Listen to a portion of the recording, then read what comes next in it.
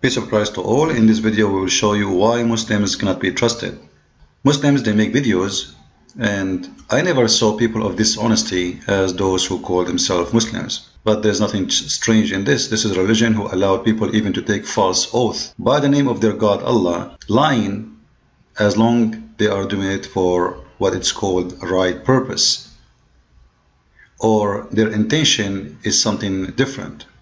Which means a Muslim, he can take an oath lying to you and it's okay for him as long his target is something else. Let us say he want to convert you to Islam, so he can swear by Allah that in Islam we don't have such a thing, even though Islam teach the opposite, because his intention is to make you convert, so he have a good intention supposedly. So lying in Islam is very well approved, and this is practiced very well in chapter 3 verse 28. However, today we will answer and we will show everybody how Muslims they lie and why Muslims cannot be trusted with the proofs and reference. In this video here we will see this Abdul is showing us some facts about Islam, like 10 things you do not know about Islam. Let us see what those 10 things are. Did you know in Islam the obligation of covering, which is usually people think that it's only for females, is actually ordered from God to males first? I am obliged to cover from my navel to my knee. Okay, let us stop here just to show you the hypocrisy and the lies of Muslims.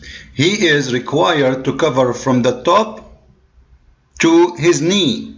Okay, can a Muslim woman show her arms like you? Can a Muslim woman show her chest like you? Can a Muslim woman show her face like you? And you just say to your knee, can a Muslim woman show her knee? So don't tell me that this is obligation for everybody. Islam discriminates the women. You put it inside the garbage bag and you locked her out. And not only this, Muslims right now are asking to make the women wear one eye burqa. 2 eyes is too much. So stop lying to people and say this is obligation for everybody. If it's for everybody, it should be equally, should not be different. Are you forced to wear a burqa? You are wearing jeans. Can a Muslim woman wear jeans like you? So this is how they lie to you. Women, they are treated in Islam like dogs. Do you know that in Islam that the man, he can beat his wife? Can the wife beat her husband? No. Do you know that the man, he can divorce his wife by saying one word? Do you know that the man, he can jail his wife? Do you know that the man, he is the one who is supreme in control of women? If a woman, she called the police for him, they can do nothing about it? What a bunch of liars. Second lie. Let us continue. What is the second lie? My navel to my knee. Did you know, as a Muslim, if you harm a non-Muslim in an Islamic state, it's as if you have harmed the messenger, peace be upon him. Amazing. If you harm non-Muslim, it's the same as if you harm the messenger. Question, how many non-Muslims your prophet killed? How many your prophet he killed of the non-Muslims? But because we don't like to make speeches, let us go to the Quran and expose the liars. This is chapter 9 verse 29. It says, it's a duty for a Muslim to fight those who do not believe in Allah. Now he said in Islamic state, which means after they fight you, after they finish with this verse, he is not allowed to harm you. I will show you that this is a lie. However, before the Muslims to establish Islamic state, what they need to do, they need to attack your country, take you down, cut your head, slave your women, take you as a slave for sex, take your money, take everything you own as a booty. And then whatever left over of you, if you agree to pay jizya, you don't want to convert to Islam from the people of the book, and if they accept that too, because after they go in war with you, the jizya is not a chance. The jizya is a chance before they go for war. So if you refuse to pay jizya, then they go for war, and then all your women will be slaves. And look what the Quran says.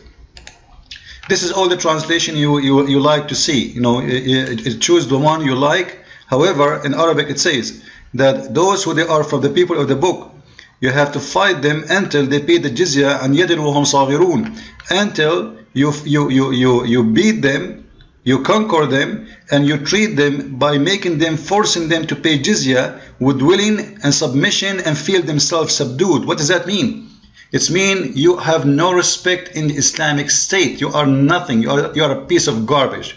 So look, they take your land. This is your land.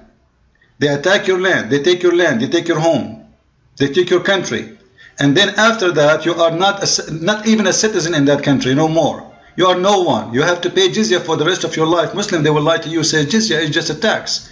People will not pay tax with humiliation and being subdued and being called names. Now let us see what the Prophet of Islam, he said about paying jizya. If you go to the book of Ibn Kathir, which is one of the highest scholars ever in Islam, very well respected by all those Abduls we see in the video. Paying jizya is a sign of kufr and disgrace. It's what? It's a sign of kufr and disgrace, which means you are an infidel and you are disrespected. It's not because you are respected. This is not tax. Then he said, and this is because you did not choose to accept Islam. Then he said, in Islamic State, no one is allowed to harm non-Muslims. Is that true?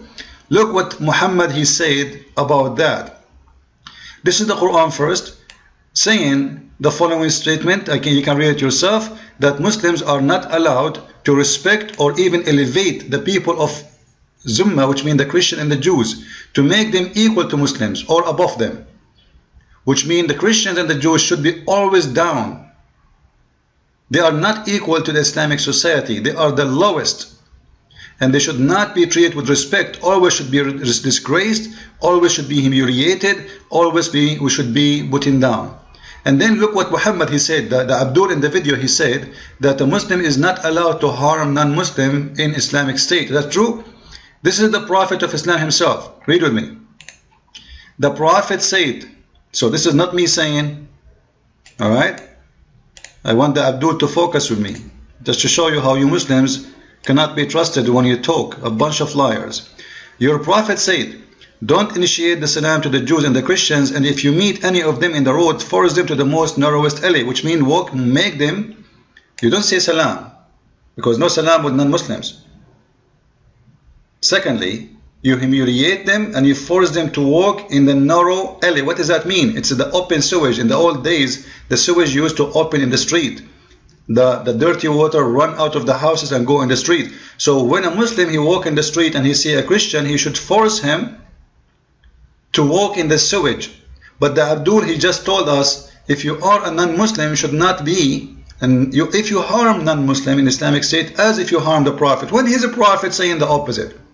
When it is his Prophet who said, if you see a Christian in the street, spit in his face, humiliate him, and not only this, make him jump or push him in the sewage line. Like, can you see more disgusting false teachers as Muslims? This is why I say don't ever trust Muslims. Let us go for the second lie, number 3. Islam, that knowledge is something which is valued and sacred. The first verses that were revealed was Iqra, which means read, and the first university that was established was by a female Muslim woman. You know, the funny thing about Muslims, they say that the first verse in the Quran says read, and the first university established by Muslims. This is absolutely a false, because you know, all of us, we know the biggest education center known long before Islam exists. It's called Alexandria. When the Muslims occupied Alexandria, they destroyed tons of thousands of books.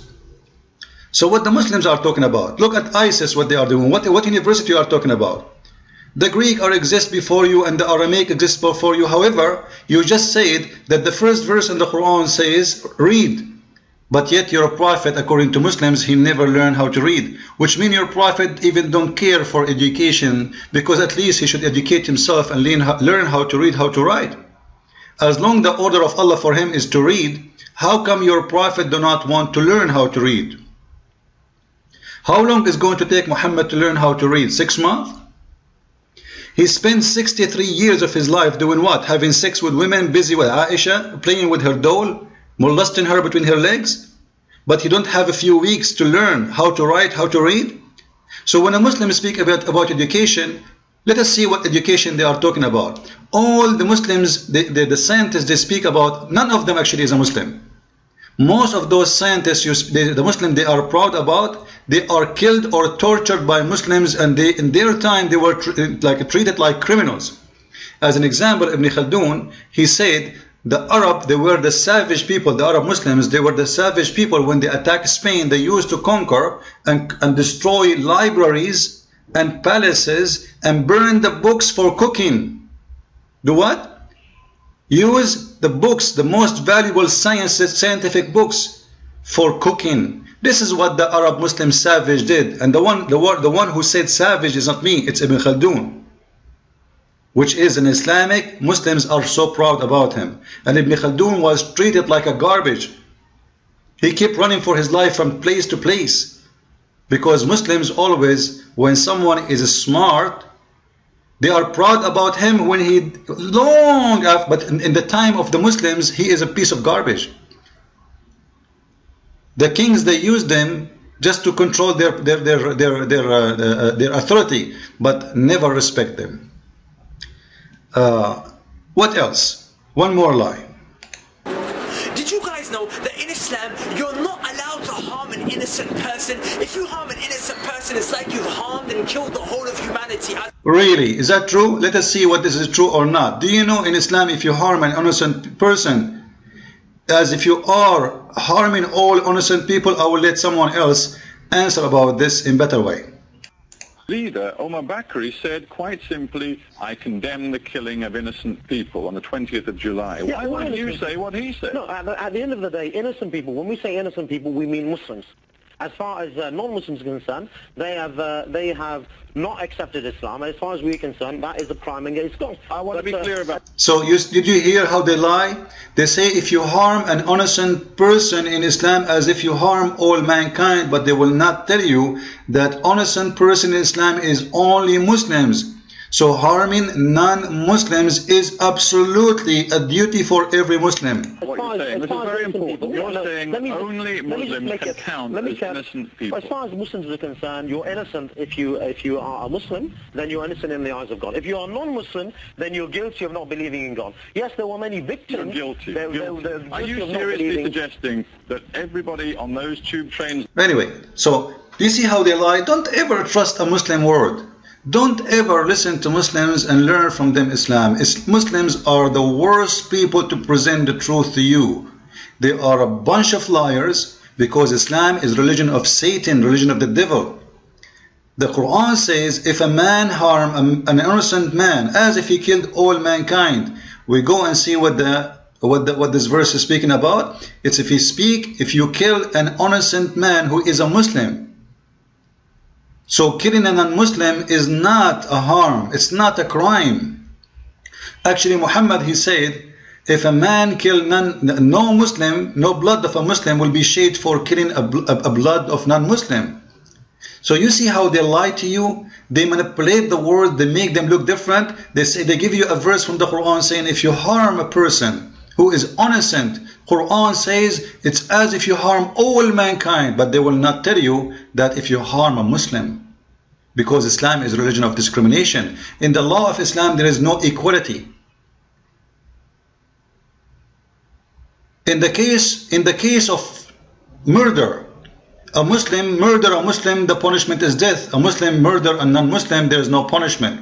In the best case, you pay some money. In Iran right now, if a Muslim kill a Christian, the Christian family, they will get the price of a cow. But if an Iranian Muslim, he killed a Muslim, that Iranian will be executed. So don't ever trust them. They are a bunch of liars like their prophet. And nothing new. Garbage in, garbage out. However, if you guys like to learn more about Islam, feel free and read my books. This is my last one.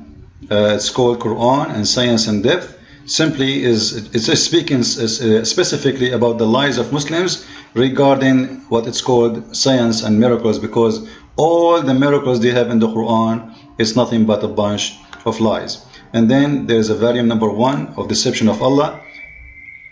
If you'd like to read it, it's a very, very good book to read. So both they complete each other actually, and you can read the review of both books. And I hope you will enjoy and learn from them. Christ is Lord. And Islam is a religion of deception and lies. I mean to that. Thank you.